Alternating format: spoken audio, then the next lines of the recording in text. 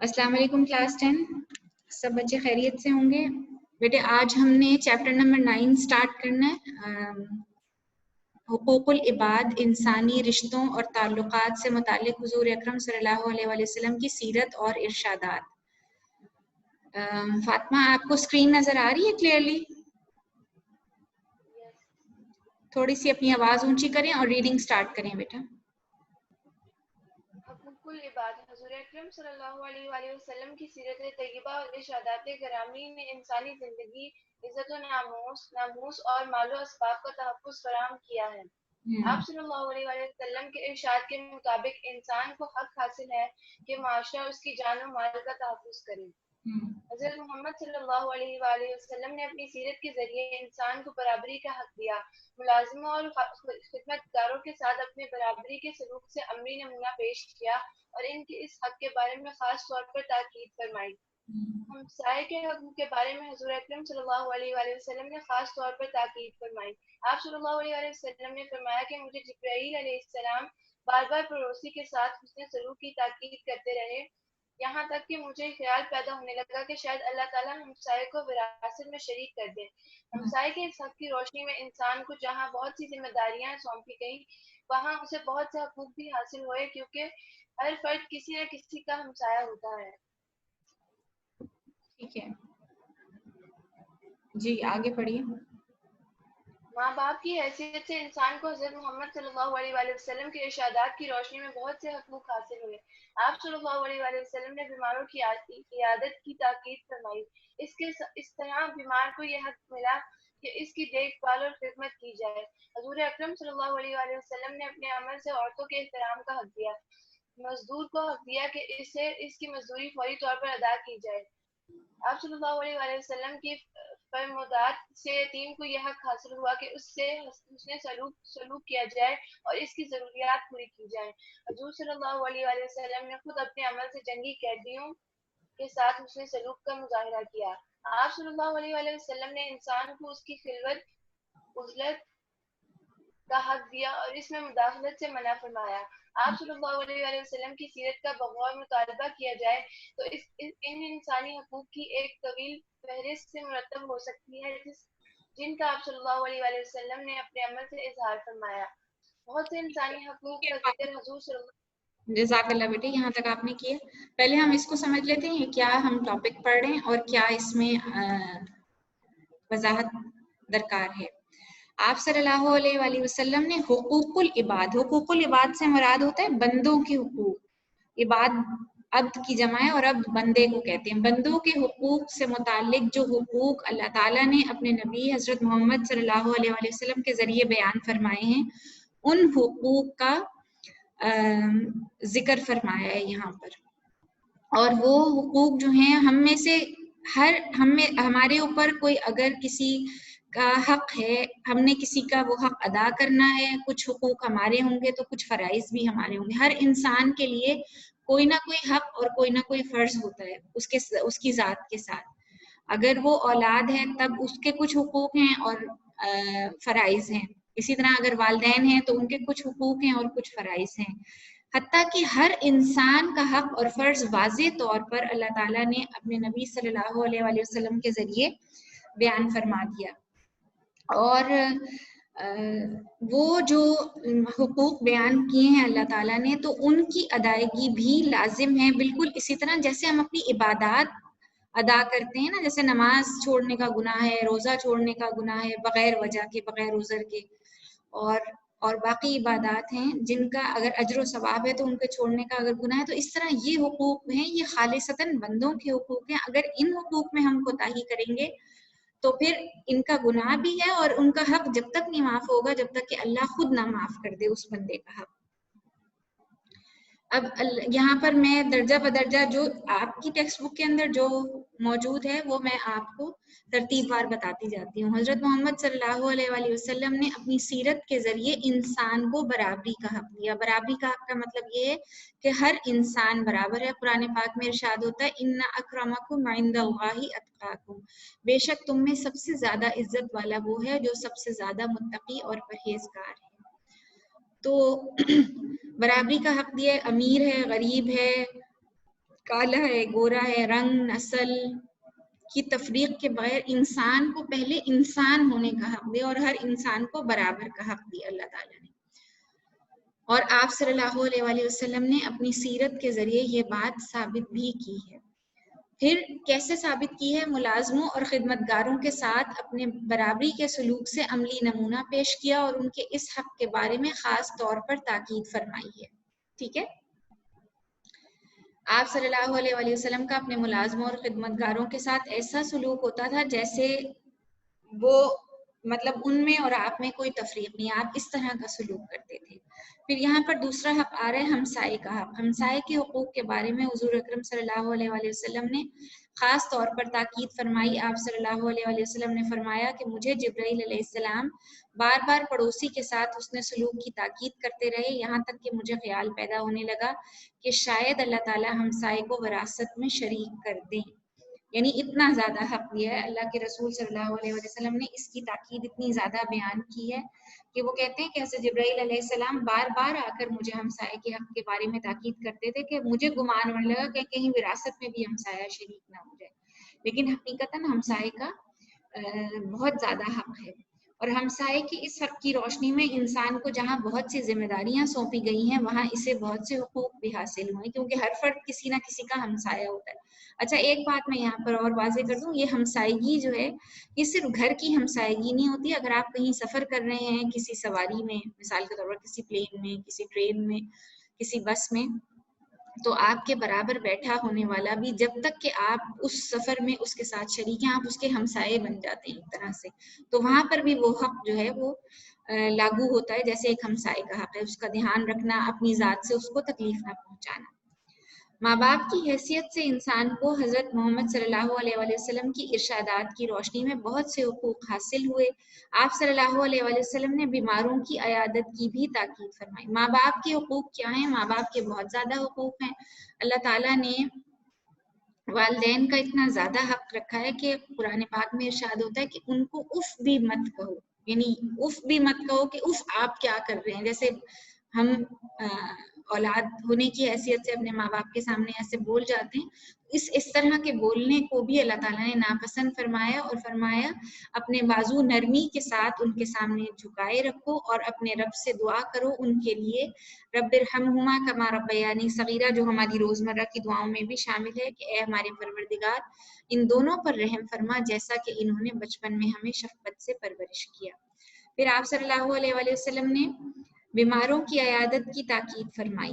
بیماروں یہ یعنی کہ اگلا حق آ رہا ہے ماں والدین کا. تو یہاں پہ والدین کے حقوق کے بارے میں تھوڑی سی وضاحت میں آپ کو اور دے دوں کہ والدین کے حقوق جو ہیں اس کے ضمن میں بہت سی احادیث آتی ہیں. ماں کے حق کے بارے میں علیحدہ آتی ہیں اور باپ کے حق کے بارے میں علیحدہ آتی ہیں. تو یہ احادیث جو ہیں یہ بھی بہت زیادہ ہمیں گائیڈ لائن دیتی ہیں، بہت زیادہ ہمیں رہنمائی دیتی ہیں والدین کے ساتھ حسن سلوک کرنے کے بارے میں. جیسے ایک مرتبہ آپ صلی اللہ علیہ وآلہ وسلم نے فرمایا تھا، ایک آدمی آیا آپ کے پاس اور اس نے آپ سے جہاد میں جانے کی اجازت مانگی، تو آپ نے فرمایا کہ نہیں، کیا تمہارے ماں باپ موجود ہیں؟ اس نے کہا جی. کیا وہ بوڑھے ہیں؟ اس نے کہا جی. تو آپ نے فرمایا تم ان کی خدمت کرو، تمہیں اسی میں جہاد کا اجر ملے. یعنی جہاد سے بھی زیادہ افضل اس وقت رکھ دیا ان صحابی کے لیے آپ صلی اللہ علیہ وآلہ وسلم نے کہ وہ اپنے والدین کی خدمت کریں.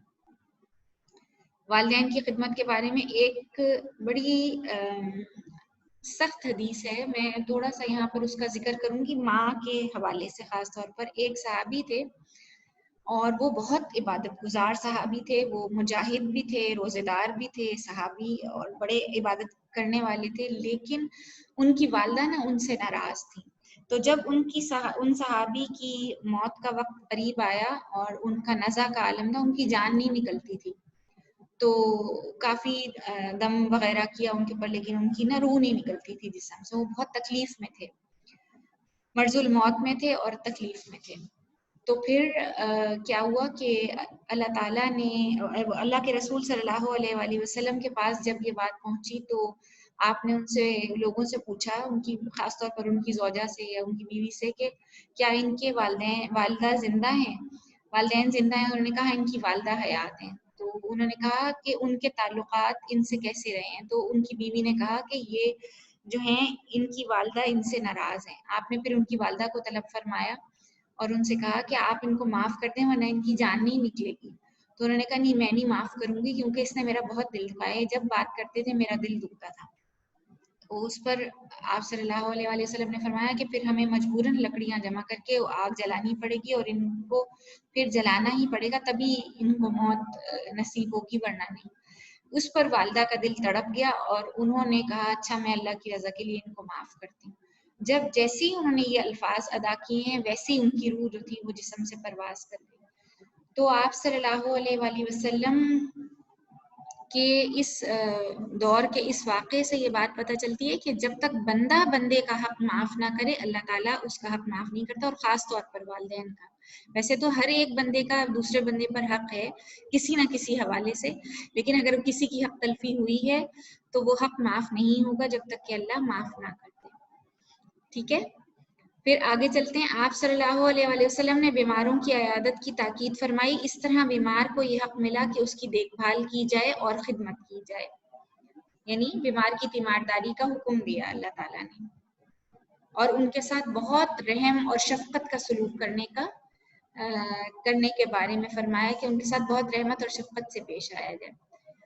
پھر آگے چلتے ہیں. حضور صلی اللہ علیہ وآلہ وسلم نے اپنے عمل سے عورتوں کے احترام کا حق دیا. جو حق دین اسلام عورتوں کو دیتا ہے وہ کوئی دنیا کا کوئی دین کوئی مذہب نہیں دیتا. عورتوں کو عزت بھی دیتا ہے، احترام بھی دیتا ہے، ان کے لیے ان کو تحفظ بھی فراہم کرتا ہے، ان کو مالی تحفظ بھی فراہم کرتا ہے، ان کو معاشرتی تحفظ بھی فراہم کرتا ہے. ہر طرح کا حق جو ہے وہ ہمارا دین بڑا اعتدال کے ساتھ اور بڑے انصاف کے ساتھ خواتین کے احترام کا حق دیتا ہے. اور آپ صلی اللہ علیہ وآلہ وسلم نے خود بہت زیادہ احترام فرمایا ہے خواتین کا، اپنی ازواج مطہرات کا، اپنی بیٹی کا. جب آپ صلی اللہ علیہ وآلہ وسلم کی بیٹی حضرت فاطمہ رضی اللہ عنہا آپ کی خدمت میں آتی تھیں آپ سے ملنے کے لیے، تو آپ خود کھڑے ہو جاتے تھے ان کے احترام میں اور اپنی چادر بچھا دیا کرتے تھے، اور بہت زیادہ محبت کرتے تھے حضرت فاطمہ سے، بہت زیادہ محبت کرتے تھے. تو اور باقی بھی جو صحابیات تھیں یا جو باقی خواتین تھیں اس معاشرے میں رہنے والی، اس اسلامی معاشرے میں مدینہ کے اندر رہنے والی، وہ بھی بڑی محفوظ اور بڑی قابل احترام اور معزز خواتین تھیں. آگے حق ہے مزدور کا. مزدور کو حق دیا کہ اس سے اس کی مزدوری فوری طور پر ادا کی جانی چاہیے، یعنی وہ جب مزدوری کرے تو اس کی مزدوری ملنی چاہیے. پھر آپ صلی اللہ علیہ وآلہ وسلم کے فرمودات سے یتیم کو یہ حق حاصل ہوا کہ اس سے اس نے سلوک کیا جائے اور اس کی ضروریات پوری کی جائیں. یتیم کے بھی بڑے حقوق ہیں، اور یتیم کے سر پر شفقت سے ہاتھ رکھنے والے کے بارے میں آتا ہے آپ صلی اللہ علیہ وآلہ وسلم نے فرمایا کہ وہ قیامت کے دن میرے ساتھ یوں برابر ہوگا. آپ نے اپنی شہادت کی انگلی اور اپنی دوسری انگلی کا اشارہ کر کے یہ بات فرمائی تھی. اور پھر یتیموں کی سرپرستی کرنا بہت بڑی ذمہ داری ہے، اور اس طرح سے ان کی بھی پرورش کرنا. اگر وہ چھوٹپن میں یتیم ہو گئے ہیں اور کسی نے ان کے سر پہ ہاتھ رکھا ہے تو اللہ تعالیٰ اس آدمی سے بہت خوش ہوتا ہے.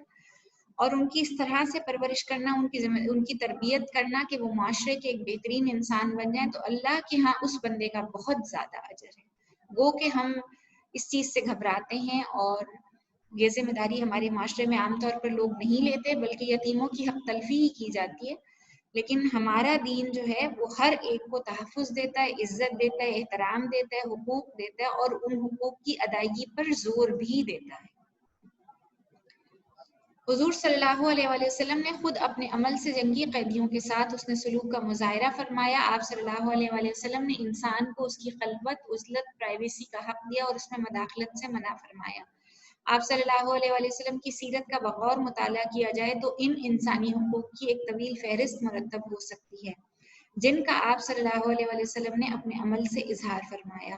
بہت سے انسانی حقوق کا ذکر حضور صلی اللہ علیہ وآلہ وسلم نے خطبہ حجۃ الوداع میں بھی فرمایا ہے. یعنی ہر ایک کسی نہ کسی حوالے سے، ہر انسان دوسرے کسی نہ کسی حوالے سے اس کا حق یا فرض کسی نہ کسی پر لاگو ہوتا ہے.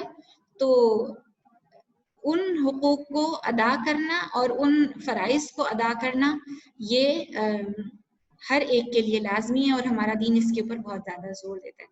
اگلا ٹاپک ہے انسانی حقوق اور حسن سلوک سے متعلق خطبہ حجۃ الوداع کے اہم نکات. اس کی ریڈنگ کریں گی ایلسا. ایلسا اپنا مائک انمیوٹ کریں بیٹے اور اس کی ریڈنگ سٹارٹ کریں. اور ارینا اس سے اگلا ٹاپک میں آپ سے ریڈ کرواؤں گی تو آپ بھی ذرا الرٹ رہیے گا بیٹا. جی ایلسا. لوگوں، اللہ تعالیٰ کا ارشاد ہے کہ انسانوں، ہم نے تم سب کو ایک مرد اور عورت سے پیدا کیا ہے اور تمہیں جماعتوں اور قبیلوں میں بانٹ دیا کہ تم الگ الگ پہچانے جا سکو. تم میں زیادہ عزت و کرامت والا اللہ کی نظر میں وہی ہے جو اللہ سے زیادہ ڈرنے والا ہے. چنانچہ اس آیت کی روشنی میں نہ کسی عربی کو اجمی پر کوئی فوقیت حاصل ہے، نہ کسی اجمی کو عربی پر. نہ کالا گورے سے افضل ہے، نہ گورا کالے سے. بزرگی اور فضیلت کا معیار صرف تقویٰ ہے. ٹھیک ہے، آگے پڑھیں ایلسا. لوگوں، تمہارا رب ایک ہے. سارے انسان آدم کی اولاد ہیں اور آدم کی حقیقت اس کے سوا کیا ہے کہ وہ مٹی سے بنائے گئے. اب فضیلت اور برتری کے سارے دعوے، خون و مال کے سارے مطالبے اور سارے انتقام میرے پیروں تلے روندا جا چکے ہیں. ٹھیک ہے. قتل عمد کا قصاص لیا جائے گا. قتل غیر عمد وہ ہے جس میں کوئی لاٹھی یا پتھر لگنے سے ہلاک ہو جائے. اس صورت میں 100 اونٹ دیت مقرر ہے. جو اس سے زیادہ طلب کرے گا وہ زمانہ جاہلیت کے لوگوں میں سے ہوگا. ایک منٹ اسٹاپ کریں ایلسا. یہ ذرا تھوڑی سی 2-3 چیزیں ہم سمجھ لیں پھر اس کے بعد آگے چلتے ہیں. جی یہ خطبہ حجۃ الوداع ہے. خطبہ حجۃ الوداع کہتے ہیں اس خطبے کو جو آپ صلی اللہ علیہ وآلہ وسلم نے آخری حج کے موقع پر، یعنی وہ آپ کی زندگی کا آخری حج تھا، اس موقع پر یہ خطبہ دیا. اور یہ خطبہ اتنی جامعیت لیے ہوئے ہے کہ اس میں آپ صلی اللہ علیہ وآلہ وسلم نے ہر پوائنٹ بڑے پریسائزلی اور بڑا اس کو بریف آپ نے بیان فرمایا آپ صلی اللہ علیہ وآلہ وسلم نے، تاکہ یعنی ایک دستور، ایک آئین، ایک منشور بن گیا آئندہ آنے والے لوگوں کے لیے. تو اس اعتبار سے یہ خطبہ بہت امپورٹنٹ ہے اور اس کا ایک ایک ورڈ امپورٹنٹ ہے. اس میں آپ صلی اللہ، اس کے یہ مکمل خطبہ نہیں ہے، مکمل خطبہ طویل ہے اور سیرت کی کتابیں میں موجود ہے. یہ اس خطبے میں سے کچھ حصہ، کچھ اقتباس جو ہے مین پوائنٹس لے کر آپ کی ٹیکسٹ بک میں شامل کیے گئے ہیں. سب سے پہلے آپ صلی اللہ علیہ وآلہ وسلم نے فرمایا کہ اللہ تعالیٰ کا ارشاد ہے کہ ہم نے تم سب کو ایک مرد اور ایک عورت سے پیدا کیا اور تمہیں جماعتوں اور قبیلوں میں بانٹ دیا کہ تم الگ الگ پہچانے جا سکو. تم میں زیادہ عزت و کرامت والا اللہ کی نظر میں وہی ہے جو اللہ سے زیادہ ڈرنے والا ہے. یعنی اللہ کی نظر میں نہ رنگ اہم ہے، چاہے گورا ہے، کالا ہے، سرخ ہے، سفید ہے، جو بھی رنگ کا ہے، لیکن جس کے دل میں خوف خدائی ہے، جس کے دل میں اللہ کا خوف اور اللہ کا ڈر ہے، وہی اللہ کی نظر میں افضل ہے. اور اس آیت کی روشنی میں کسی عربی کو اجمی پر کوئی فوقیت، یا فوقیت کہتے ہیں برتری کو، کوئی برتری حاصل نہیں، نہ کسی اجمی کو عربی. اجم کہتے ہیں غیر عرب کو. اجم اصل میں اجم کا لفظ ہے، اس کا معنی ہے گونگا. عرب لوگ اپنے علاوہ باقی تمام اقوام کو، باقی تمام علاقوں کے لوگوں کو اجمی، گونگا کہہ کر مخاطب کرتے تھے اپنے دور میں. وہی لفظ جو ہے وہ شامل ہے عربی بول چال کے اندر، کیونکہ عربوں کو اپنی فصاحت و بلاغت، اپنے کلام پر، اپنی شعر و شاعری پر، اپنے ادب پر، اپنی افسانوں پر بہت زیادہ زوم اور بہت زیادہ ناز تھا. تو اس لیے وہ باقی غیر عرب، جو بھی غیر عرب جس کا تعلق عرب علاقے سے نہ ہو یا جو وہاں پر پیدا نہ ہوا ہو یا ان کے قبائل میں سے نہ ہو، اس کو وہ اجمی کہتے تھے. تو لیکن اللہ تعالیٰ نے کہا کسی عربی کو کسی اجمی پر کوئی فوقیت حاصل ہے، نہ کسی اجمی کو کسی عربی پر. نہ کالا گورے سے افضل ہے اور نہ گورا کالے سے. بزرگی اور فضیلت کا معیار صرف تقویٰ ہے، یعنی صرف اللہ کا خوف اگر دل میں ہے تو وہی بزرگی کا اور فضیلت کا معیار ہے. اللہ کی نظر میں، دنیا کی نظر میں تو کچھ اور ہے، لیکن اللہ کی نظر میں صرف تقویٰ. لوگوں، تمہارا رب ایک ہے. سارے انسان آدم علیہ السلام کی اولاد ہیں، اور آدم کی حقیقت اس کے سوا کیا ہے کہ وہ مٹی سے بنائے گئے۔ اب فضیلت اور برتری کے سارے دعوے، خون و مال کے سارے مطالبے اور سارے انتقام میرے پیروں تلے روندے جا چکے ہیں۔ یعنی یہ سارے دعوے جو ہیں یہ آپ صلی اللہ علیہ وآلہ وسلم نے فرمایا یہ سارے دعوے، سارے مطالبے، سارے انتقام میرے پیروں تلے روندے جا چکے ہیں، میرے پیروں کے نیچے ہیں۔ اور آپ صلی اللہ علیہ وآلہ وسلم نے جن لوگوں نے آپ کو تکلیف پہنچائی تھی، آپ کے خاندان کے لوگوں کو تکلیف پہنچائی تھی، آپ نے ان کا بدلہ اور انتقام نہیں لیا، ان سب کو بھی آپ نے معاف فرما دیا تھا۔ یعنی قبیلوں میں جو اس زمانے میں جنگیں ہوا کرتی تھیں اور جو لڑائیاں ہوا کرتی تھیں، ان لڑائیوں کی وجہ سے وہ قبیلوں کی دشمنی سال ہر سال رہتی تھی۔ ان دشمنیوں کو اللہ کے رسول نے اس دین کے توسط سے اور اللہ کے کلام کی برکت سے اور اللہ کے کلام کی وجہ سے وہ ساری چیزیں ختم ہو گئی۔ اب کوئی دعوے دار نہیں رہے گا کسی بھی چیز کا۔ بتانے کا مقصد یہاں پر یہ ہے۔ قتل عمد کا قصاص لیا جائے گا۔ قتل عمد اس قتل کو کہتے ہیں جو شخص کسی کو جان بوجھ کر قتل کرے، اس کو کہتے ہیں عمد، کہتے ہیں ارادے کو، جو ارادتاً کیا جائے اس کا قصاص لیا جائے گا۔ یعنی جس شخص نے مارا ہوگا وہی اس کا بدلہ قرار پائے گا۔ پہلے یہ ہوتا تھا کہ اگر کسی قبیلے میں سے لڑائیاں ہوتی رہتی تھیں، ایک قبیلہ دوسرے قبیلے کے لوگوں کو مار دیتا تھا، تو لوگ اپنے ہی قبیلے میں سے کسی شخص کی جان بچانے کے لیے اس کے بجائے کسی اور کو پیش کر دیا کرتے تھے۔ لیکن اس چیز کو اسلام نے قطعی طور پر غلط قرار دیا ہے اور اس کو منع کر دیا ہے کہ جس نے یہ کام کیا وہی اس کی جان ہی اس کے بدلے لی جائے گی۔ اور قتل غیر عمد، غیر عمد کہتے ہیں جو غیر ارادی طور پر ہو جائے، ارادہ نہ ہو لیکن کسی غلطی کی وجہ سے یا کسی حادثاتی طور پر وہ قتل ہو جائے، اس کو غیر عمد کہتے ہیں، جس میں جیسے کوئی لاٹھی یا پتھر لگنے سے ہلاک ہو جائے۔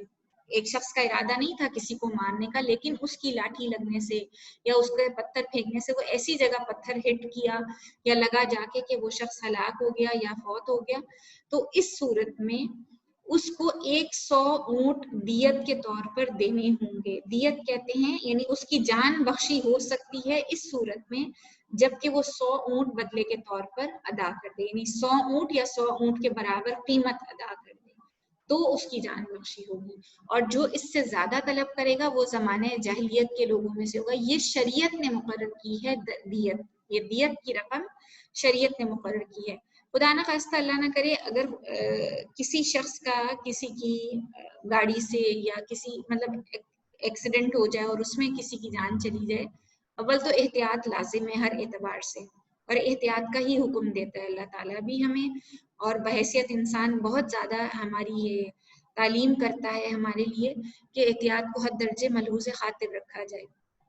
لیکن اگر ایسا کوئی ہو جائے جس میں اس کی نیت ارادہ نہ ہو اور اتفاقی یا حادثاتی طور پر ایسا معاملہ ہو تو پھر اس کی جان چھوٹ سکتی ہے اگر وہ 100 اونٹ دیت ادا کر دے۔ جو یعنی اگر مقتول کے ورثاء، یہاں پر یہ لکھا ہوا نا جو اس سے زیادہ طلب کرے گا وہ زمانہ جاہلیت کے لوگوں میں سے ہوگا، یعنی اگر مقتول کے ورثاء اس سے زیادہ طلب کریں گے وہ پھر جاہلیت کی باتیں کریں گے، مطلب وہ ایکسیپٹیبل نہیں ہوگی، وہ چیز ایکسیپٹیبل نہیں ہوگی۔ ایکسیپٹیبل وہی ہوگی جو اللہ تعالیٰ نے جتنی مقرر کر دی ہے جو چیز اور شریعت کا وہ حصہ بنا دی ہے۔ ٹھیک ہے، اتنا سمجھ آ گیا؟ جی آپ آگے کنٹینیو کریں، آگے ایلسا آپ ہی کنٹینیو کریں بیٹا۔ یہ ارینا کیوں چھوڑ گئی ہے کلاس؟ مجھے سمجھ نہیں آتی ہے کیا ان کے ساتھ ایشو ہے۔ ایلسا شروع کریں آگے سے۔ دیکھو میرے بات کہیں گمراہ نہ ہو جائے، دیکھو میرے بات کہیں گمراہ نہ ہو جانا کہ آپس میں ہی گردنیں مارنے لگو۔ دیکھو میں نے حق پہنچا دیا ہے، بس اگر کسی کے پاس امانت رکھوائی جائے تو وہ اس بات کا پابند ہے کہ امانت رکھوانے والے کو امانت پہنچا دے۔ تمام سودی کاروبار یہ سود ہے۔ سودی کاروبار آج سے ممنوع قرار پاتے ہیں۔ آگے لوگوں خدا نے وراثت میں ہر وارث کا جداگانہ حصہ مقرر کر دیا ہے، اس لیے اب وارث کے حق میں 1/3 سے زائد میں کوئی وصیت جائز نہیں۔ جان لو کہ لڑکا اس کی طرف منسوب کیا جائے گا جس کے بستر پر وہ پیدا ہوا، اور جس پر حرام کاری ثابت ہو اس کی سزا سنگ ہے۔ سنگ کے یہاں پر مراد ہے رجم ہے۔ رجم یہ شرعی سزا ہے، یہ اللہ تعالیٰ کی طرف سے ہی مقرر ہے۔ اگر جس پر یہ ثابت ہو جائے یہ زنا کی سزا ہے اصل۔ ٹھیک ہے جی، آگے پڑھیں السا۔ چلیے آپ پڑھیں بیٹا۔ قرض قابل واپسی ہے۔ آن یا تالی عاریتن لی ہوئی چیز، عاریتن لی ہوئی چیز واپس کرنی چاہیے، تحفے کا بدلہ دینا چاہیے، اور جو کوئی کسی کا ضامن بنے تو اسے تاوان ادا کرنا چاہیے۔ دیکھو ایک مجرم اپنے جرم کا خود ہی ذمہ دار ہے، نہ باپ کے بدلے بیٹا پکڑا جائے گا اور نہ بیٹے کا بدلہ باپ سے لیا جائے گا۔ تمہاری بیویوں کا تم پر اور ان پر تمہارا حق ہے۔ بیویوں پر تمہارا حق اتنا ہے کہ وہ تمہارے بستر کو کسی غیر مرد سے آلودہ نہ کریں، اور ایسے لوگوں کو تمہاری اجازت کے بغیر تمہارے گھروں میں داخل نہ ہونے دیں جنہیں تم ناپسند کرتے ہو۔ انہیں عورتوں کو کوئی معیوب کام نہیں کرنا چاہیے۔ اگر وہ ایسا کریں تو خدا نے تمہیں یہ اختیار دیا ہے کہ تم ان کی سرزنش کرو، ان سے بستر میں علیحدگی اختیار کرو، اور اگر وہ پھر بھی باز نہ آئیں انہیں ایسی مار مارو کہ نمودار نہ ہو۔ اگر وہ باز آ جائیں تو تم پر واجب ہے کہ انہیں اچھا کھلاؤ اور رواج کے مطابق اچھا پہناؤ۔ عورتوں کے معاملے میں فراخ دلی سے کام لو، کیونکہ در حقیقت وہ ایک طرح سے تمہاری پابند ہیں، ان کی کوئی املاک نہیں، اور تم نے انہیں خدا کی امانت کے طور پر قبول کیا ہے، اور تم اللہ تعالیٰ کے حکم سے ہی ان کے آوازیں بند کروائیں السا، پیچھے سے آوازیں نا ریکارڈ ہو رہی ہیں پھر ساتھ ساتھ۔ اور تم اللہ تعالیٰ کے حکم سے ہی ان کے وجود سے حظ اٹھاتے ہو۔ سو خواتین کے معاملے میں اللہ سے ڈرتے رہو اور ان سے نیک سلوک کرو، اور کسی عورت کے لیے جائز نہیں کہ وہ اپنے شوہر کا مال اس کی اجازت کے بغیر کسی کو دے۔ تھینک یو بیٹا، ٹھیک ہے آگے فاطمہ آپ پڑھیں یہ والا پیراگراف۔ لوگوں میری بات سنو اور سمجھو، ہر مسلمان دوسرے مسلمان کا بھائی ہے۔ کسی کے لیے یہ جائز نہیں کہ وہ اپنے مسلمان بھائی سے کچھ لے سوائے اس کے جسے اس کا بھائی برزاو رغبت عطا کرے۔ اپنے نفس پر اور دوسروں پر زیادتی نہ کرو، اور ہاں تمہارے غلام ان کا خیال رکھو۔ جو تم کھاؤ اس میں سے ان کو کھلاؤ، جو تم پہنو اسی میں ان کو پہناؤ۔ اگر وہ کوئی ایسی خطا کریں جسے تم معاف نہ کرنا چاہو تو اللہ کے بندو انہیں فروخت کر دو اور انہیں سزا نہ دو۔ ہاں جی، یہاں پر بھی اللہ تعالیٰ نے اللہ کے رسول صلی اللہ علیہ وآلہ وسلم کے ذریعے خطبہ حجۃ الوداع کے موقع پر یہ باتیں یہاں پر بھی وضاحت سے بیان فرمائی ہیں کہ میرے بعد کہیں گمراہ نہ ہو جانا کہ آپس میں ہی گردنیں مارنے لگو، یعنی مسلمان ہی مسلمان کا دشمن نہ ہو جائے۔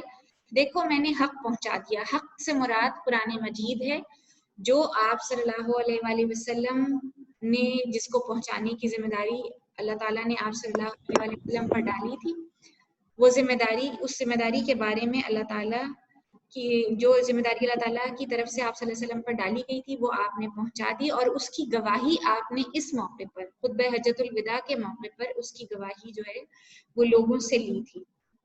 اور یہ جو ہے نا دیکھو میں نے حق پہنچا دیا، تو آپ نے 3 مرتبہ، مطلب کتابوں میں آتا ہے کہ آپ نے 3 مرتبہ اس گواہی کی تصدیق لوگوں سے کی تھی کہ کیا میں نے حق پہنچا دیا، تو سب نے یک زبان ہو کر کہا بے شک آپ نے حق پہنچا دیا۔ پھر آپ نے دوبارہ اسی بات کو دہرایا اور پھر تیسری مرتبہ دہرایا، اور پھر اپنی شہادت کی انگلی جو تھی وہ آسمان کی طرف اٹھا کے فرمایا کہ اے اللہ تو گواہ رہنا۔ یہ بہت بھاری اور بہت بڑی ذمہ داری تھی جس کا بوجھ آپ صلی اللہ علیہ وآلہ وسلم پر اللہ تعالیٰ نے ڈالا تھا۔ پھر آگے فرمایا پس اگر کسی کے پاس امانت رکھوائی جائے تو وہ اس بات کا پابند ہے کہ امانت رکھوانے والے کو امانت پہنچا دے۔ تمام سودی کاروبار آج سے ممنوع قرار پاتے ہیں۔ ایک تو امانت دار کے لیے یہ ضروری ہے کوئی بھی چیز امانت رکھوائی جائے، ایون کہ کوئی بات بھی کسی کے پاس امانت ہو، ہم اس بات کو بڑا ہلکا لیتے ہیں، کسی نے ہم سے کوئی بات کہی اور اس نے کہا کہ یہ بات اس کا ذکر آگے نہ کرنا ہے، اور قدرتی طور پر نا مطلب شعوری یا لاشعوری طور پر ہم لوگ وہی بات آگے ڈسکلوز کرتے ہوتے ہیں۔ اس لیے ہر چیز امانت ہوتی ہے انسان کے پاس، خاص طور پر جب کوئی دوسرا کسی کو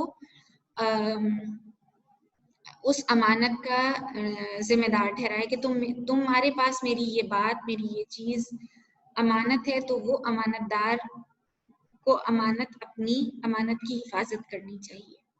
آگے فرمایا تمام سودی کاروبار آج سے ممنوع قرار پاتے ہیں۔ سود سے ریلیٹڈ جتنے کاروبار ہیں، وہ کہتے تھے یہودی لوگ سودی کاروبار کرتے تھے، وہ کہتے تھے جس طرح تجارت ہے اسی طرح سود بھی ہے، لیکن اللہ نے سورہ بقرہ میں واضح طور پر فرما دیا تھا کہ سود حرام ہے اور تجارت حلال ہے، کیونکہ سود ایک ایسی لعنت ہے جو معاشرے کے اندر لوگوں میں انتشار اور ان کے اندر بے چینی اور ان کی مالی حالت کو کمزور سے کمزور تر کرتی چلی جاتی ہے، اور وہ ایک جونک کی طرح اگر کسی معاشرے میں وہ پنپنا شروع ہو جائے تو وہ خون چوسنا شروع ہو جاتی ہے لوگوں کا۔ اس لیے یہ بہت زیادہ اس کے بارے میں وعید ہے سود سے متعلق، یعنی سود کا 1 درہم اور دینار جو ہے اس کا بھی بہت بڑا گناہ ہے۔ پھر میراث میں ہر وارث کا جداگانہ حصہ مقرر کر دیا، اس لیے اب وارث کے حق میں 1/3 سے زائد وصیت جائے گی۔ یہ حصے جو ہیں سورہ نساء کے اندر اللہ تعالیٰ نے ہر وارث، یعنی جس کے والدین ہیں، اولاد ہیں، بہن بھائی ہیں، سب کے حصے اللہ تعالیٰ نے خود مقرر کیے اور قرآن پاک میں خود ہی بیان فرما دیے ہیں۔ اگر کوئی شخص وصیت کرنا بھی چاہتا ہے تو وہ وصیت وارث کے حق میں نہیں ہو سکتی، وہ وصیت کسی غیر وارث کے حق میں ہوگی، اور وہ اب مال کے 1/3 سے زیادہ نہیں ہو سکتی، کیونکہ اس سے وارثوں کی حق تلفی نہ ہو، اس سے مقصود یہ ہے۔ پھر آگے فرمایا کہ جان لو لڑکا اسی کی طرف منسوب کیا جائے گا جس کے بستر پر وہ پیدا ہوا، اور جس پر حرام کاری ثابت ہو اس کی سزا سنگ ہے، یعنی رجم ہے، یہ بھی شرعی سزا ہے اور یہ زنا کی سزا ہے۔ قرض قابل واپسی ہے، عاریتاً لی ہوئی چیز واپس کرنی چاہیے، جو قرض لیا ہے وہ بھی واپس کرنا ہے، جو عاریتاً کوئی چیز لی ہے، برتنے کے لیے کوئی چیز مانگی ہے تو وہ چیز بھی واپس کرنی پڑے گی۔ تحفے کا بدلہ دینا چاہیے، یہ بھی اللہ کے رسول نے بیان میں، آپ کو کوئی تحفہ دیتا ہے یہ نہیں کہ فوری طور پر آپ بدلہ دیں، لیکن کسی اور موقع پہ کوئی اچھی چیز اس کو دے سکتے ہیں۔ اور جو کوئی کسی کا ضامن بنے، ضامن کہتے ہیں ضمانت دینے والے کو، کوئی کسی کی ضمانت دیتا ہے کسی بھی اعتبار سے، اور وہ جس کی وہ ضمانت دے رہا ہے جس شخص کی، اور وہ شخص ادا نہ کر سکے تو وہ جو ضامن بنتا ہے ضمانت دینے والا، وہ اس کی ضمانت کے طور پر تاوان ادا کرتا ہے۔ دیکھو ایک مجرم اپنے جرم کا خود ہی ذمہ دار ہے، نہ باپ کے بدلے بیٹا پکڑا جائے گا اور نہ بیٹے کا بدلہ باپ سے لیا جائے گا۔ تمہاری بیویوں کا تم پر اور ان پر تمہارا حق ہے، اللہ تعالیٰ نے شوہر اور بیوی کے حقوق مقرر فرما دیے۔ پھر بیویوں کا کیا حق ہے کہ تمہارا حق بیویوں پر کیا ہے کہ وہ تمہارے بستر پر کسی غیر مرد کو نہ آنے دیں، اور ایسے لوگوں کو تمہاری اجازت کے بغیر تمہارے گھروں میں نہ داخل ہونے دیں جنہیں تم ناپسند کرتے ہو، اور ان عورتوں کو کوئی معیوب کام یعنی بے حیائی کا کوئی کام نہیں کرنا چاہیے، اگر وہ ایسا کریں تو خدا نے تمہیں اختیار دیا ہے کہ ان کی سرزنش کرو، یعنی پہلے تو منہ زبانی ان کی سرزنش کرو، پھر نہ مانے تو بستر میں علیحدگی اختیار کرو، اگر پھر بھی باز نہ آئیں تو ایسی مان مارو کہ نمودار نہ ہو، اگر باز آ جائیں تو تم پر واجب ہے کہ انہیں اچھا کھلاؤ اور رواج کے مطابق اچھا پہناؤ۔ عورتوں کے معاملے میں فراخ دلی سے کام لو، یعنی تنگ نظری سے کام نہ لو، یعنی ان کو تنگ نہ کرو، ان کے ساتھ اچھا سلوک کرو، نرم رویہ رکھو، کیونکہ در حقیقت وہ ایک طرح سے تمہاری پابند ہیں، ان کی کوئی املاک نہیں، اور تم نے انہیں خدا کی امانت کے طور پر قبول کیا ہے، تم اللہ تعالیٰ کے حکم سے ہی ان کے وجود سے حظ اٹھاتے ہو، لطف اٹھاتے ہو۔ سو خواتین کے معاملے میں اللہ سے ڈرتے رہو اور ان سے نیک سلوک کرو، اور کسی عورت کے لیے جائز نہیں کہ وہ اپنے شوہر کا مال اس کی اجازت کے بغیر کسی کو دے۔ یہاں پر اللہ تعالیٰ نے پیچھے شوہر اور بیوی کے حقوق بیان کیے، پھر آگے فرمایا میری بات سنو اور سمجھو، ہر مسلمان دوسرے مسلمان کا بھائی ہے، کسی کے لیے جائز نہیں کہ وہ اپنے مسلمان بھائی سے کچھ لے سوائے اس کے کہ جسے اس کا بھائی برضا و رغبت عطا کرے، اپنے نفس پر اور دوسروں پر زیادتی نہ کرو، اور ہاں تمہارے غلام ان کا خیال رکھو، जो तुम खाओ इसमें से उनको खिलाओ, जो तुम पहनो उसमें से उनको पहनाओ। अगर वो कोई ऐसी खता करें जिसे तुम माफ ना करना चाहो तो अल्लाह के बंदो उन्हें फरोख्त कर दो। गुलामों का हक यहाँ बयान किया है कि गुलामों के साथ ही अच्छा सलूक करना चाहिए। नहीं, अगर वो गुलाम है तो इसका मतलब ये नहीं है कि उनको मार पीट के और तशद्दुद करके और जोर जबरदस्ती के साथ उनसे काम निकलवाओ, बल्कि उनके साथ उसने सलूक से पेश आओ। अगर रख सकते हो तो रख लो, अगर नहीं बर्दाश्त कर सकते तो फिर उनको आजाद। ये हमारा जो चैप्टर है, यहाँ चैप्टर नंबर 9 ये मुकम्मल होता है। इसके ये मशक़ी सवालात हैं, ये आपकी बुक में भी मेंशन है, ये आप लोग अपने रजिस्टर्स पर करेंगे। ठीक है जी बेटा, किसी ने बात पूछनी है तो पूछिए। फातिमा, एल्सा।